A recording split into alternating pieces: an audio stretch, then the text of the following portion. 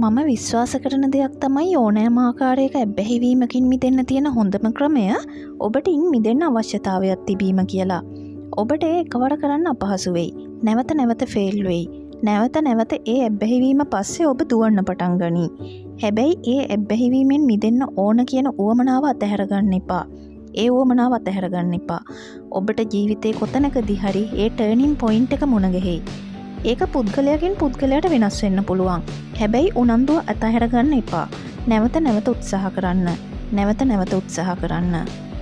ලෝක ප්‍රසිද්ධ දී අල්කෙමිස්ට් කියන පොත ලියපු පාවුලෝ කොයියෝ කියන ලේඛකයා තම ජීවිතේ 3 වතාවක් මානසික රෝහලක ප්‍රතිකාර ගන්නවා. මත්ද්‍රව්‍ය වලට ඇබ්බැහි වෙනවා.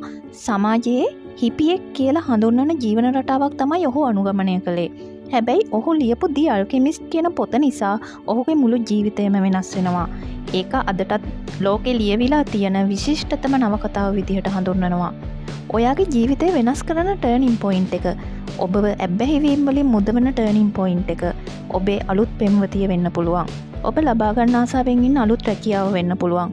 ඔබ අලුතෙන් ඉගෙන ගන්න පටන් ගන්න සබ්ජෙක්ට් එක වෙන්න පුළුවන්. මේ දේවල් ඔබේ හිතේ නව බලාපොරොත්තු දල්වනවා.